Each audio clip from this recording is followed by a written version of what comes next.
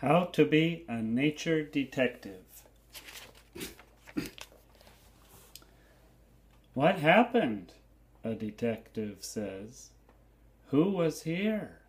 Where did he go? A detective has many ways to find out. One way is to look for the marks someone or something has made. Fingerprints, footprints, the tracks made by bike tires. Sometimes a detective finds a hair, a button, a piece of torn clothing. All these things are clues. They help a detective answer these questions. What happened? Who was here? Where did he go?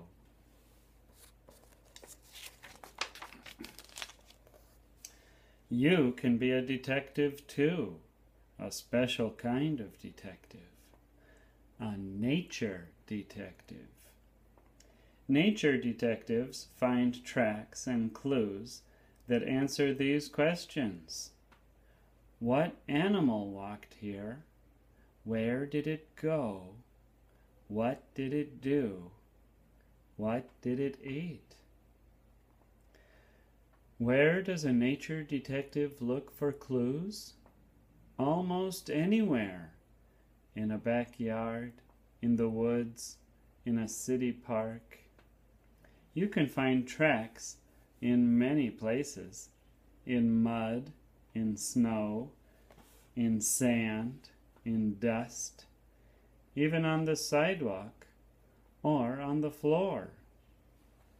Wet feet or wet, muddy paws can make tracks anywhere.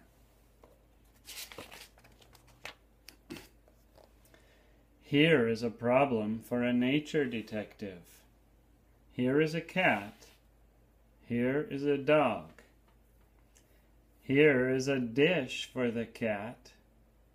Here is a dish for the dog. The cat's dish had milk in it. The dog's dish had meat in it.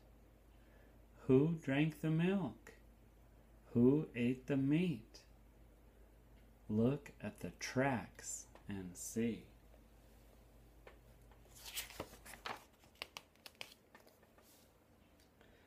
Look at the tracks that go to the cat's dish. They were made by an animal that walks on 4 feet. And you can see claw marks in front of the toe marks. A cat has 4 feet and sharp claws, but so does a dog. Who went to the cat's dish? We still don't know. Let's look for more clues. No claw marks. Now look at the other tracks, the tracks that go to the dog's dish. Did you ever watch a cat walk? A cat walks on 4 feet, but the tracks of his hind feet fall exactly on the tracks of his front feet. So his footprints are one behind the other, in one line. They look like the footprints of an animal with only 2 feet. A cat pulls his claws in when he walks, so he does not leave claw marks.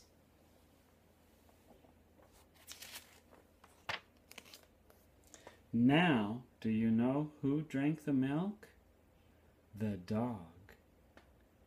Now do you know who ate the dog food? The cat. A nature detective can find many clues on a sandy beach. When you walk on the beach in the morning, look for seagull tracks. They can tell you which way the wind was blowing when the gulls were there.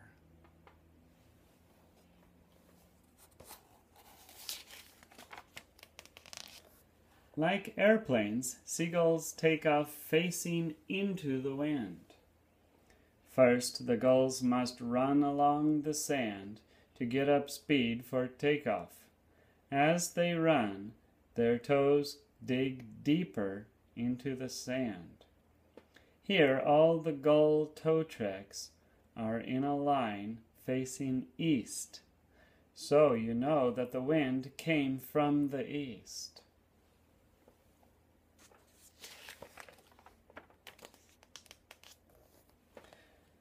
Tracks are good clues for a nature detective, but there are other clues too. Who lives here? Who ate here? Who made that smell? A nature detective learns to look and listen and smell. She can find clues in a backyard, in the woods, or in a city park.